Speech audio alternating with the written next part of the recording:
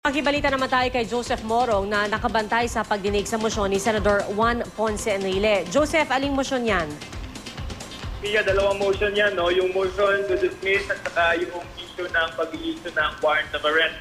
Ayon sa kampo nitong si Senator Juan Ponce Enrile, ay hindi daw dapat muna mag-issue ng arrest warrant laban sa kanya ang 3rd Division ng Sandigan Bayan kung saan dinidinig ang kanyang kaso. Dito ang sinabi ng kanyang abogado na si Attorney Celito Mendoza. Sabi ni Attorney Mendoza, wala raw basehan ang isinampang kasong plunder ng ombudsman laban sa senador. Hindi raw naman kasi specific o tiyak yung mga umunoy kriminal na ginawa ni Enrile para masabi nagpayaman siya sa kanyang Priority Development Assistance Fund of IDA.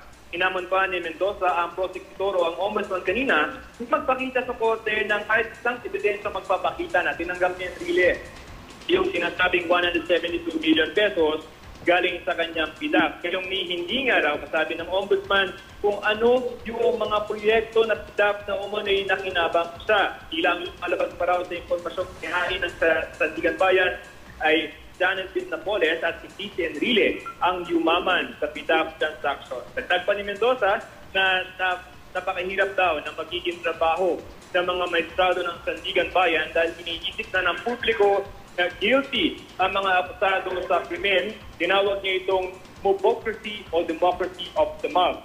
Pagtitiyak naman ng mga maestrado ng Sandigan Bayan na ebidensya ang magiging nilang basehan sa kanilang magiging desisyon. Ayon kay Sandigan Bayan Presiding Justice at Chairman ng 3rd Division at si Presiding Justice Amparo Tang, sabi niya, and I quote, "We will only be guided by what is on record, nothing more, nothing less." End of quote. Justice Samuel Martinez naman na miyembro rin ng 3rd Division ng Sandigan Bayan ay personal bang siniguro kay Atty. Mendoza na babasahin at isa-isahin niya raw ang 9,506 pages ng mga ebidensyang ipinimitin sa kanila ng ombudsman kaugnay ng kasong prosedur laban kay Senador Enrile.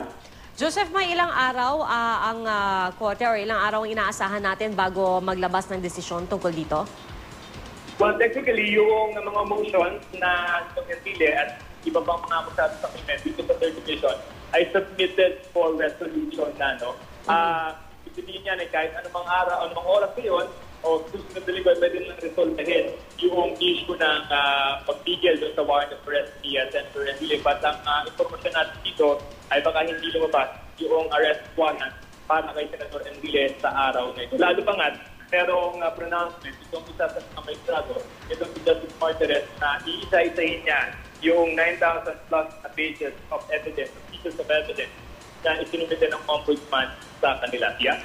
At Joseph, meron bang reaksyon mula kay Atty. Mendoza or sa kampo ni Senator Juan Ponce Enrile tungkol dito sa mga pangyayari ngayon, no? Yung pagpresenta ni Senator Bong Revilla sa kanyang sarili dyan sa Sandigan Bayan?